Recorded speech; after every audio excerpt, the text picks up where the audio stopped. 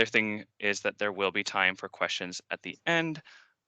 We'll be running through the whole presentation first, so please make a note of your questions and be prepared to bring them so we can have that discussion. So without further ado, we'll jump right into the toolkit. Next slide, please, Mac.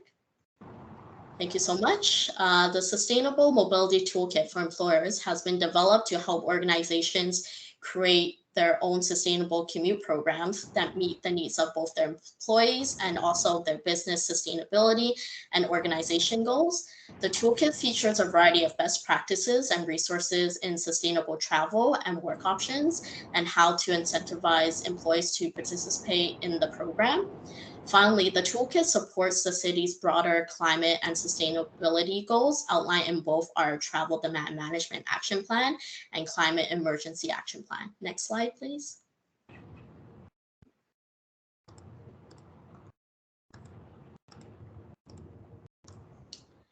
Can everybody see the next slide? We can, yep. Okay, amazing. Our Sustainable Mobility Toolkit for employers is one of 75 action items found within our Travel Demand Management or TDM action plan, which guides the city's promotional efforts and enables programs to meet our transportation goals, which includes increasing the use of sustainable transportation in order to reduce greenhouse gas emissions and improve public health and safety. The overarching goal of the TDM action plan is to support the City of Vancouver's Climate Emergency Action Plan, which was approved by Council in November 2020 and seeks to have 2/3 of all daily travel trips be taken by sustainable modes by 2030. Next slide, please.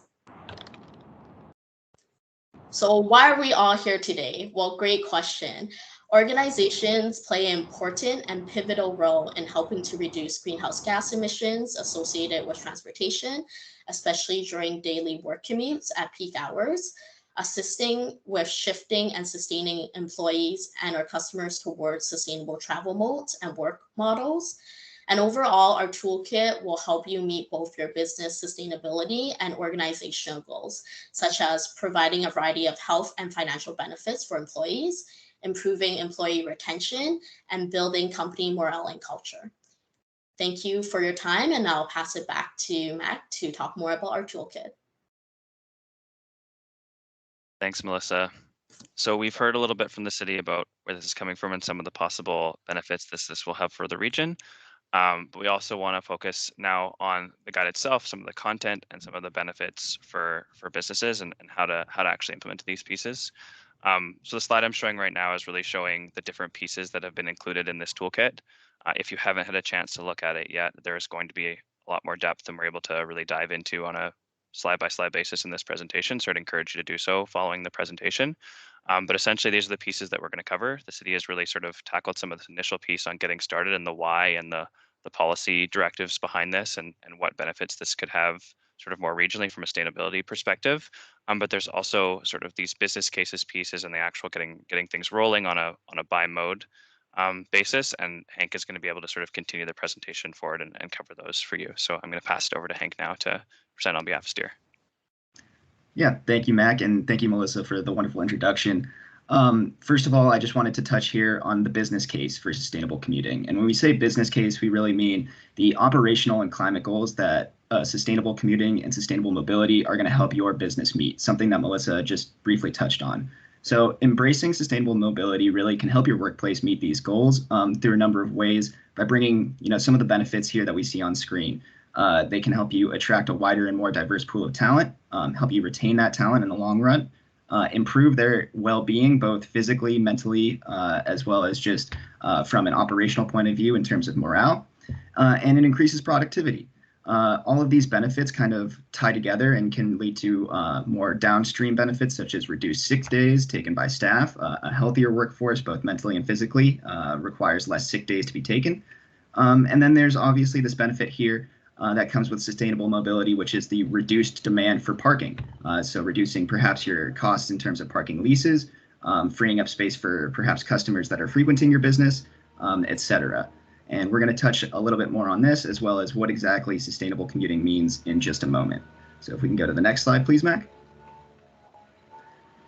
Just again, to flesh out a little bit more about what this business case entails, the basics here being explaining how these efforts to achieve a more sustainable transportation practice at your business or your workplace, how these efforts will help your organization meet its goals and lead to direct benefits, not only for you, but for your workers and for the city and the region as a whole. So to start, it's really important for your workplace to understand exactly where your workers and where your practices stand currently, so you can get the best possible, excuse me, I'm seeing a chat box. So you can get the best possible bang for your buck. So the best place to start is to gather insights. We typically recommend that employers and organizations start by surveying their workers to understand their transportation needs and opportunities, as well as any gaps that may exist. So possible subjects that might be good to survey or to gather insights on include what the current commuting habits are at your workplace, how people are traveling to and from the site, what barriers might be in place for specific individuals that might be preventing them or inhibiting them from taking an active travel or sustainable mobility mode. So you want to understand exactly what your workers are thinking in terms of, is a transit stop too far away, or is the rain preventing them from feeling comfortable walking to work? Things like that are insights that you would like to gather before setting out on building a sustainable commuting program. Next, you want to understand potentially the willingness to shift to a more sustainable mode. Are people eager to try it? If we removed one of those barriers, perhaps that I just mentioned, would a worker be willing and eager to try a new mode? And lastly, another suggested subject to survey would be what incentives, rewards, or knowledge might be best suited for making these sustainable changes on an individual basis. So gathering all of these insights is really going to help your workplace build the strongest and most robust sustainable commuting program it can that meets its individual needs. And then on the right side of the slide, you see here some tips and tricks. So this is just, again, ways that you as an employer or as a manager can go about building the strongest business case for sustainable commuting at your workplace. So making the case to decision makers, whether that is yourself or a more senior level management person. You're going to want to engage with your staff, again, partially set out by surveying your employees, understanding their needs and challenges and hopes and aspirations. And then being specific with your ask to management or to that decision maker, making sure to set out clean parameters that are clear for you and your business, and proposing a timeline with concrete steps, so that you can actually track your progress and make sure that it's a planned business practice. And then provide examples maybe from other businesses, other regions, other cities. You can look to the City of Vancouver for their excellent sustainable commuting program as a potential example to showcase how this works in practice and the benefits that can be reaped. And then when we say tailor your communications, being, again, precise and specific to make sure your communications to not only the management, but to your employees are clear. And then be that champion yourself. So if you care about sustainable commuting, you can be the best advocate for it when making the business case. You can demonstrate your enthusiasm, and hopefully that'll be infectious and translate to a sustainable commuting program that's adopted and winning. And then lastly here, it says follow up, and that is to make sure that, if this is something that your business should pursue and you feel strongly about, make sure to follow up on that point. Now we can go to the next slide, Mac. Thank you. And so moving away from making the business case to decision makers for why sustainable commuting might help your business succeed and achieve its goals, we want to talk about when a sustainable commuting program is set in place, how you can engage your employees and really get the most invigorated employee workforce to participate in your program and help achieve those goals. So the first set of information here is about spreading the news. You want to communicate exactly what this program is and the benefits that are going to be reaped by your employees. You want to inform them how they can maybe enroll in the program itself, what opportunities there are for them to partake, whether that is a transit pass incentive or subsidy that your company or workplace will provide to them, as well as how they can actually go about signing up when a certain benefit will be available to them, and the procedures that entails. Next, something that I just touched on is enrollment. So making that enrollment process simple. If you want someone to enroll in your sustainable commute program and reap those benefits, you might want to time it when employees are onboarding, when folks are just starting a new job or there's another significant life change. Perhaps they've moved residences or you've moved offices. that's really a prime opportunity to make the pitch for creating a new sustainable commute habit or sustainable mobility habit. And this makes it timely, and it also enables you in the long run to track the participation of your employees in the program and really, again, follow up with your decision makers or management, or really track your program's effectiveness to make the strongest case for building it, for growing it, and sustaining it in the long term. The third section here is about rewards and incentives, and this is a big point to make about sustainable commute programs. Being able to motivate and sustain new commute behaviors, switching people from driving alone to biking, walking, taking transit, etc. That's really important to make sure that those habits are maintained in the long run. You want to provide rewards and incentives such as cash prizes, raffle prizes, whatever it may be and whatever fits within your budget, so that you can reward those who are trying a new mode or trying a new habit, and you can recognize those dedicated individuals who have been maybe participating in a sustainable practice even before you had practiced your sustainable commute program.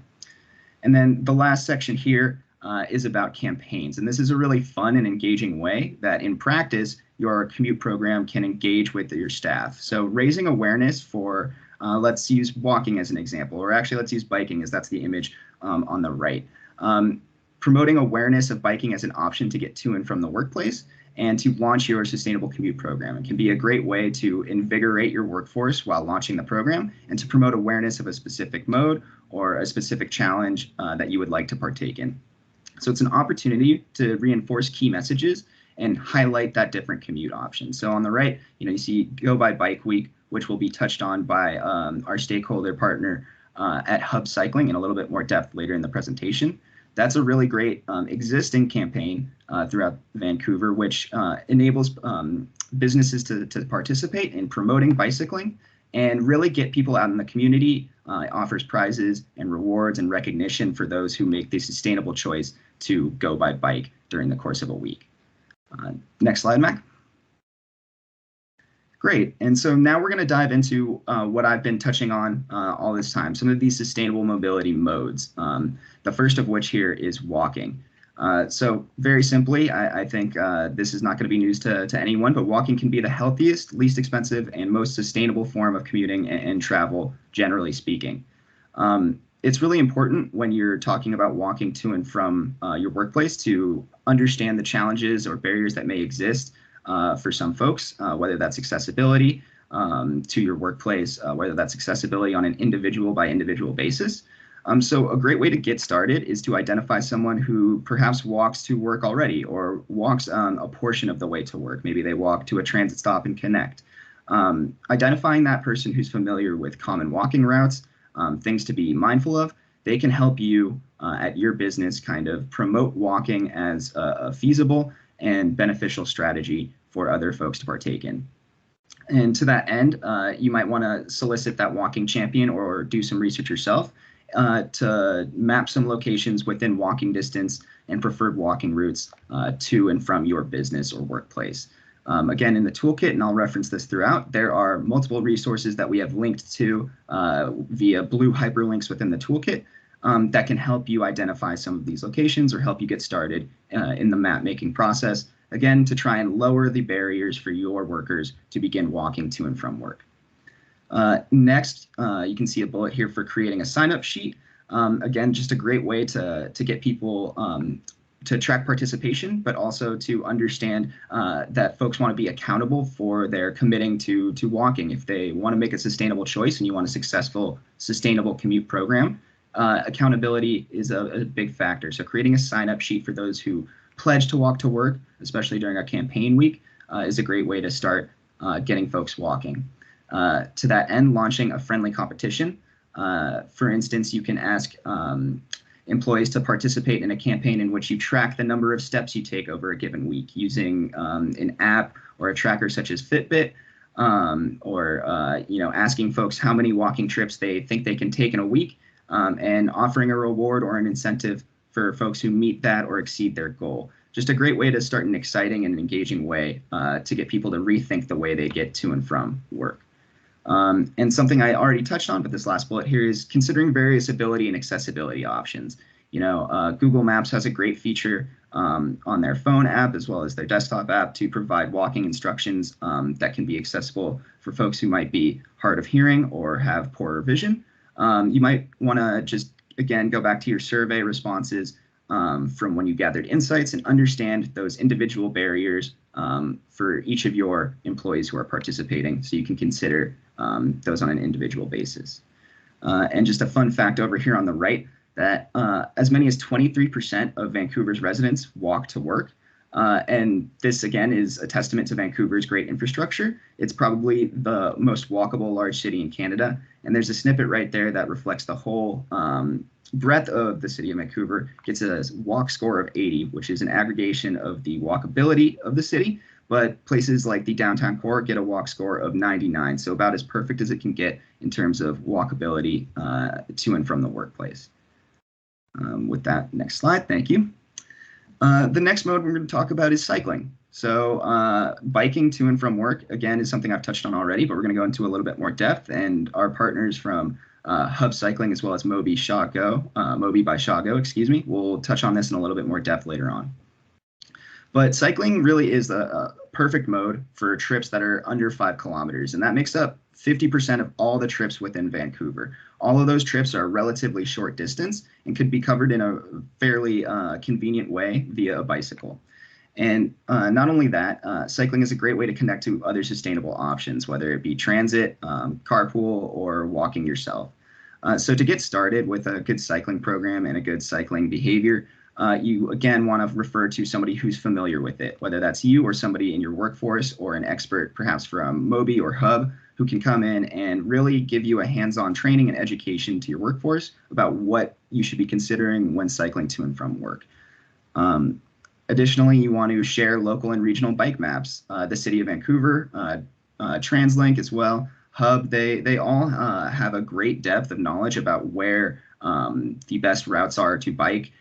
If your business is aligned with a bike route, an existing bike lane, that's something that you want to promote to your workforce. So you want to access those resources within the toolkit provided by some of those stakeholders and partners I just mentioned that can help your workforce get to and from work in the most accessible way. Similarly, a big sticking point here is locating safe, secure, and dry bike parking. It's really important. One of the biggest considerations when considering considering cycling is the storing of that bicycle. So not only do you want it to be safe, secure, and dry, considering the rainy, tendency of Vancouver, you also want to make sure it's convenient. So whether you have an on-site bike parking rack or storage locker, if you don't have that, perhaps you want to work with that cycling champion to find one nearby. And I believe we have a partner on the call today who will talk a little bit about their end-of-trip facilities, which contain some of these bike parking storage facilities, which will go in a little bit more depth about those considerations. Additionally, looking at financial benefits that you can offer from your organization to individual employees, maybe for the purchasing of a bike, if you can subsidize that cost, as well as the equipment necessary to ride and maintain, such as a helmet. You can also consider keeping a bike repair kit on site at your workplace, just to make it, again, as easy and as accessible as possible for folks, lowering that barrier to entry to cycling. And something that I'll touch on in a later slide in more depth is starting an emergency ride home program. So I'm going to leave that for now, but we'll come back to that in a later slide. And then the last bullet here in the top section is understanding and promoting the rules of the road when considering e-bikes or electric bicycles, which is a relatively newer mode, but an electric bicycle is just something that makes it a little bit easier for folks to maybe get over a hilly terrain or get to work a little bit quicker. They're also a great option for folks who might not be as physically able as others and might need a little extra oomph to get where they need to go. But when promoting an e-bike or an electric bike, you want to consider the rules of the road, where they're allowed to be ridden, how they're allowed to be ridden. I believe that they are only allowed to reach a speed of 32 kilometers per hour, if I'm not mistaken. So just being sure to be familiar with those rules of the road, which are, again, linked in the toolkit for your further perusal. And something, again, that I've mentioned is cycling support. So information on programming that's available from experts such as those at Hub Cycling, which will be able to support your efforts and really provide a hands-on, on-the-ground breadth of knowledge across a wide variety of issues and considerations that come up when considering cycling. And then on the right here, just want to touch on very briefly public bike share. We're very lucky in Vancouver to have one of the best bike share systems around, and Mobi by ShotGo are the ones who provide that. So there are literally dozens of bike stations conveniently located near bike routes, commercial centers, transit hubs, and very likely your workplace that provide a very flexible and short-term option for folks who might need a bike in a pinch or just want to choose a sustainable mode, maybe one way to go get groceries or run a lunchtime errand. They also offer a great corporate program that provides an opportunity to offer your employees a subsidized access to that bike share system. And again, that's something I'm sure will be touched on by our partners at Mobi by ShotGo. So with that, next slide, please, Mac. Thank you. So rolling, when we say rolling, we're talking about anything from a kick scooter to a skateboard to inline skates or rollerblades. And these can be a really flexible, fast, and frankly fun way to cover short distances. We wanted to highlight as well, though, that there are legal distinctions to be made to be aware of, when considering promoting rolling or any of these modes I just mentioned. So as newer electric versions of these devices, such as an electric kick scooter pictured on the right, become more commonplace, you're going to want to make sure to stay up to date with the latest local regulations and legal definitions for these. I believe skateboards are something that can only be ridden in particular types of roads like local streets or bike lanes, and similarly, electric kick scooters, while they're being piloted by the City of Vancouver, fall within similar regulations. So again, this is something that's been linked within the toolkit, but will be something that while you're promoting for some folks who might find these to be the most convenient or maybe the most attractive form of sustainable mobility, just make sure that they are doing so safely and that you're promoting them and their legal considerations as well, so that everyone can be safe and proper. Thank you, Mac. Next slide.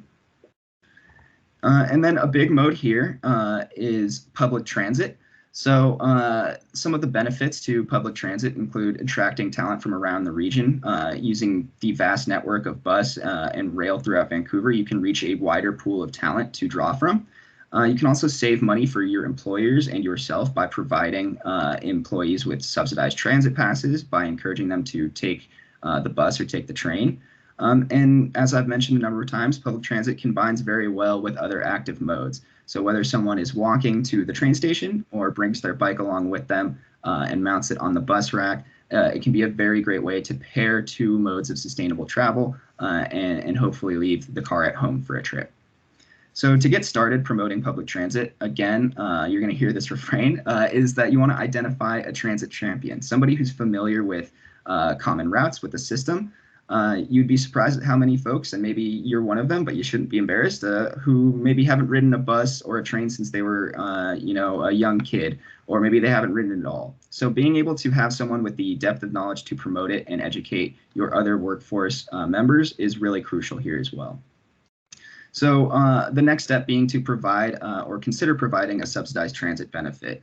I'm going to jump over to the bottom right-hand corner just to say that subsidizing transit passes, providing a little bit of a break to your employees by covering just under a quarter of the cost of a transit pass, actually has the effect of doubling the chances that a given employee would become a transit rider. So if you can cover 25% of the cost of a transit pass, we're twice as likely to ensure that an employee chooses public transit as their way to get to and from work, a really sustainable choice. And so when people are riding public transit to your workplace, it's really important as well to share trip planning and map resources, making sure you're equipping them with the latest and greatest info on how, where, and exactly what services are available to them when it comes to buses and trains in Vancouver. A really great strategy for launching a public transit pass program or just encouraging transit riding in general is a tri-transit event. Something that Melissa alluded to earlier is the goal to reach 2/3 of all trips being taken by sustainable modes.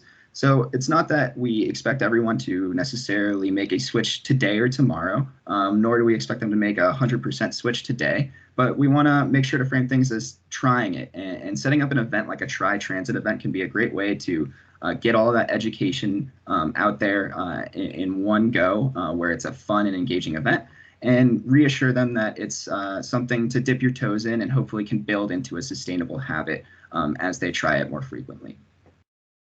And then again, hand in hand with that Tri-Transit event, it's a great opportunity to summarize the benefits of transit and the both the monetary benefit, the sustainability benefit, et cetera, for your new hires, being timely when people are ripe for change and ripe for building new habits. And I promised I would touch more on the emergency ride home program, so I'll do that here. And that exactly is what it sounds like. If somebody were to take transit to work, or someone were to take bike to choose a bike to get to and from work, if an emergency comes up, a common example is, let's say a parent has a child who gets sick at school, and they need to reach that child, and maybe, hopefully not, but maybe take them to the doctor during the workday. And that can be a big barrier to folks from pursuing transit or pursuing a bike trip, because they need that quick and convenient access of a private vehicle if an emergency were to arise, such as that. And so an emergency ride home program offers those folks who take a sustainable mode to work, a taxi, a ride share, some sort of private vehicle access on a very short-term basis, so that they have access to a vehicle should an emergency arise. And that really helps negate that barrier for a lot of folks who might want to choose a sustainable mode, but are just worried about what if they desperately need a car. So this is a really strong feature to any sustainable commute program that we really recommend being built in. And the upper right-hand corner highlights an example from UBC, which has proven very successful and kind of a good case study in this best practice in this department.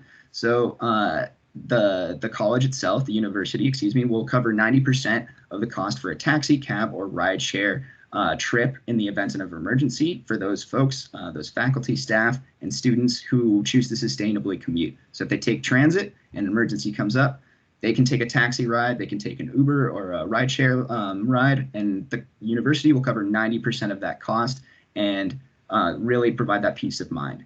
And they get up to 4 trips per year. So again, hopefully emergencies aren't happening any more frequently than that, but it's really to provide that peace of mind that will mitigate that barrier to choosing public transit or to choosing biking to and from work.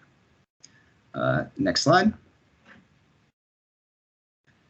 Another big category here, one that we've seen adopted more frequently in recent years, is flexible working. I'm going to jump around the slide just slightly to explain a little bit more what flexible working means in this context.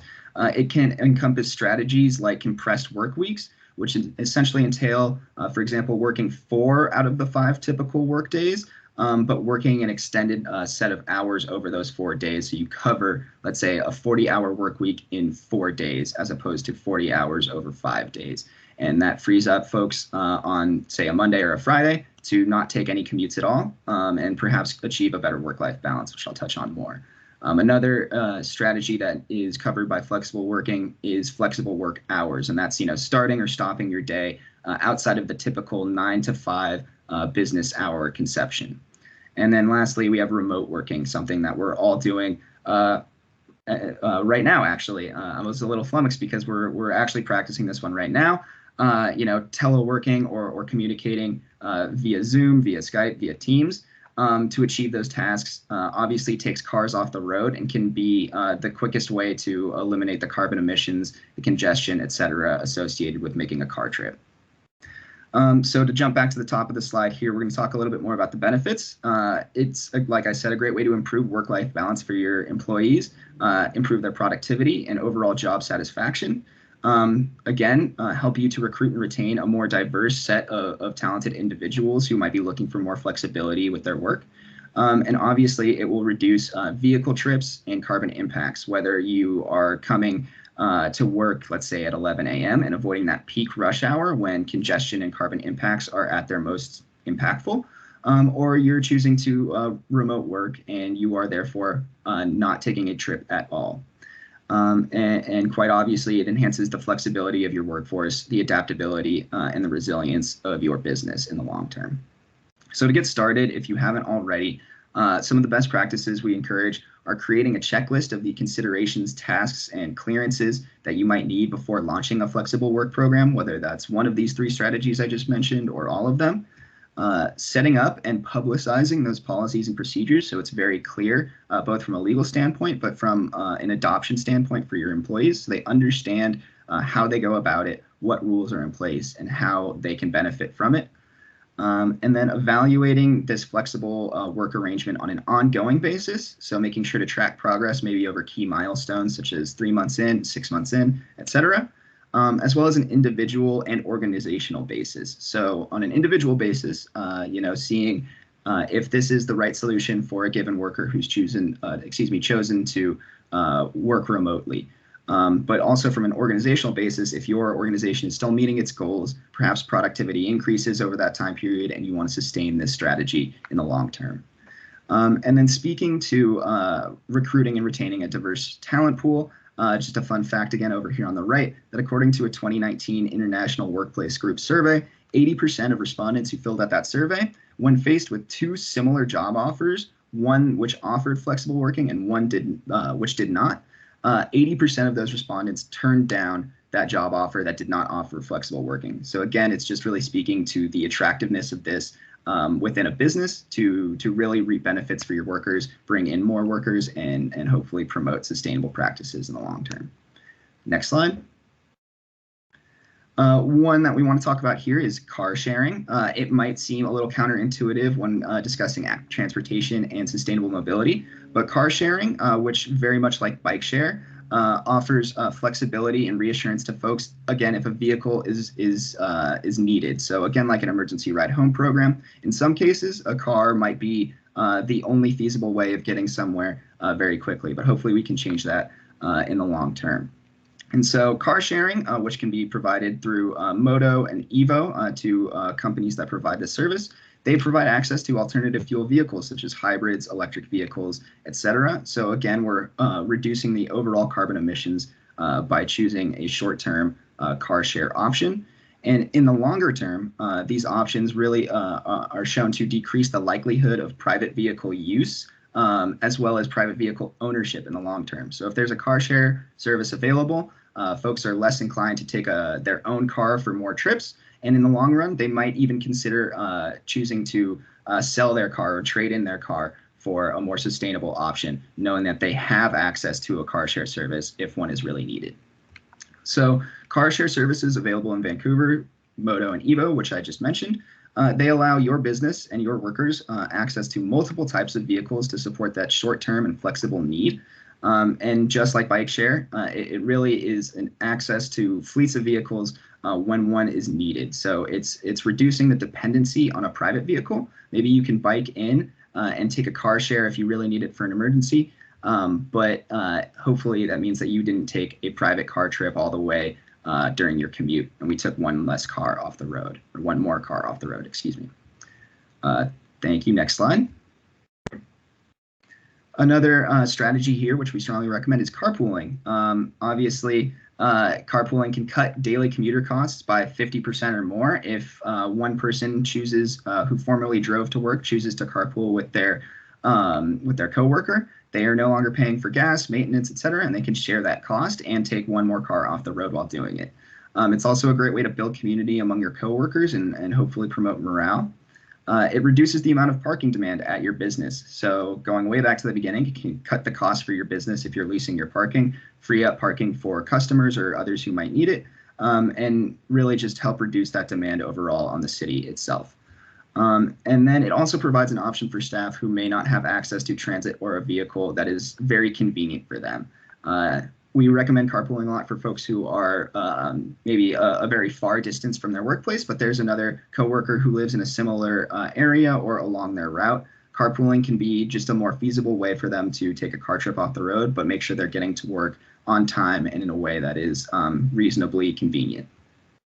So to get started promoting carpool, there are many great technology options available, a lot of which are listed out in the toolkit with linked resources that can really build a safe and secure platform for your workers, whether that's like a closed network application. So it's just a network of riders, carpool riders and drivers within your business. There are technologies that help you ensure that it's secure for your business. But you can also make sure that it's reliable. So it's no longer standing and waiting, at a street corner and hoping your worker or your coworker comes and picks you up. It ensures reliability by confirming via email, via text message, etc., So again, building in more reassurance for your workforce and making sure that we're mitigating those barriers to entry for carpooling. Another great way to promote carpooling is to host a lunch event or a social hour where your coworkers have the opportunity to mix and mingle and identify, oh, I never realized I lived so close to you, or, I drive along that road as well and I could pick you up. It's just a great way to organically make those matches for carpool rides and, again, hopefully promote morale while you're doing it. Like with every strategy, we also recommend encouraging participation in carpool via rewards and incentives. Similar to a walking or a biking campaign, if folks sign up for carpooling and they take a certain amount of trips over a given period, say over a month, maybe they are entered into a raffle to win a gift card to their restaurant of choice. Just ways that, again, we can make it a little bit more attractive for folks to give carpooling a try. Another big strategy here is granting priority parking spots for carpool. I'm going to touch on this in the next slide in a little bit more depth, so I'll leave that for now. And again, starting an emergency ride home program really encompasses carpooling as well. If someone were to take a trip via carpool and they were an emergency arose, but they couldn't wait until the end of the workday when their carpool partner was going to drive them back, they need that reassurance that there is a vehicle available to them if they really do need one. And again, another fun fact over here that roughly 2 million empty seats are available on Metro Vancouver every morning rush hour. So because of the high solo driving rates that we see on the road, there are really a plethora of available seats that could be used by carpoolers, which would, if 2 million empty seats were taken up, that'd be 2 million cars we just took off the road. So carpooling is really a great strategy to help take advantage of this available supply. Thank you. Next slide. And I believe this is our last slide, or my last slide, or one more, excuse me. And so parking, we want to talk here about preferential parking, which I just touched on. So to encourage sustainable commuting patterns, we want to designate preferential parking spots for employees who might car share, carpool, or vanpool. And that really entails setting up an attractive a privilege for those folks who made the choice to carpool, let's say. They get a parking spot that's maybe closer to the building or maybe has a lower fee, etc. And so to get started with this preferential parking, you're going to want to determine the eligibility criteria. Do they need to car share or carpool or vanpool? How many trips maybe would they need to take to be eligible for that spot? How many folks would they need in a carpool or a vanpool in order to be eligible for that spot? Things like that, again, which are outlined in more detail in the toolkit. And then making sure that those parking spaces are clearly marked and attractive. Again, attractive might mean the proximity to your workplace. Maybe it's the shortest distance to walk from a given garage or lot to get to your workplace. And then the last consideration that we have here is developing a system for verification. Wanting to make sure that those folks who are receiving that preferential parking privilege are getting it because they indeed did commute sustainably. So if you have the capacity or capability to set up a video camera system or a security camera system that's already in place, maybe having a license plate check system or just an honor system, it's just something that you would want to consider when setting this up. And the bottom section here is talking about charging to park, one of the most, if not the most effective way to reduce solo driving that we have in our toolkit here. So charging to park is great, but what's even better is charging to park on a daily rate. So typically when parking is costing folks, it's usually done on a monthly basis, but switching to a daily parking fee can really lead to more benefits by putting that cost in a very specific manner and reducing the sunk cost idea of I paid X dollars for a month, so I'm going to use this parking privilege for an entire month. If we can make that just a day, people will be more flexible and more considerate of the choices that they make on a day-by-day basis. So some of those benefits, again, include more flexibility for commuters. They may choose to drive when they really need it, or they have to pick up a child from school, for instance, and choose to commute sustainably on those other days when they don't. Another benefit is that there's better understanding for your business and a more efficient management of the parking supply and demand. So you can see on a more clear basis who's parking on which days and you can better manage that supply and demand using daily parking fees to really kind of not leverage, but to just manage that parking supply. And then lastly, you increase the likelihood of sustainable or more active travel commutes on certain days. So like I said, if you charge to park on a daily rate, then the days that you don't need a car or your workers don't need a car, they may choose to bike or walk or take transit instead. And again, on the right, we have a case study from the Bill and Melinda Gates Foundation in Seattle, who, or that themselves, they did switch to daily parking fees. And they also supplemented that with a subsidized transit incentive. So they formerly had monthly parking. They switched to daily parking fees, charging per day to park, and they gave employees a transit pass subsidy. And the combination of those strategies reduced their drive alone commute rate. The rate of folks who were driving alone dropped from 90% to 34% over the course of 5 years. So really an astronomical difference that clearly not only reduced their demand for parking and probably reduced their costs, but resulted directly in more sustainable and active transportation commutes being taken. Next slide, please. Thank you. And here, just to summarize again, why we want to be promoting this and why I've been going ad nauseum about different sustainable commute modes. It really brings a myriad of benefits as well to the region. So we're improving our air quality, right? 39% of Vancouver's current carbon pollution comes from fossil fuel vehicles. We want to reduce that fossil fuel consumption and car travel to help lower pollution and improve air quality for our communities. Reducing traffic congestion. Obviously, cars create congestion in a lot of cases. And so we want to make sure that we're reducing the up to 105 hours each year that the average Vancouver driver is stuck in. That's a whole lot of time that could be spent doing maybe more productive things such as work or spending time with family or just catching up on a hobby. You can spend that time instead getting some exercise on a bike. And that's what we have here in the next little section is practicing health and wellness. Active travel, biking, walking, etc. They can help adults achieve the 150 minutes of moderate physical activity per week that's recommended by physicians. So if you have a 15-minute commute by bike and you chose to bike 5 days a week, you would already knock out that requirement simply by getting to and from work while promoting your physical and mental well-being. And again, improving work-life balance. So flexible work arrangements, as well as some of these other strategies and modes that I touched on, can help you avoid the troubles of peak congestion. They can help you free up time to take care of other needs in your life, as well as the time spent on public transit can be spent decompressing, whether that's reading a book, catching up on a podcast, whatever it may be. It's a great opportunity to not be stressed in traffic, but really to work on your mindfulness. And I won't read this last did you know on the right because I've touched on it so many times. Think of all the time and congestion that we lose that we could be spending otherwise commuting sustainably and actively.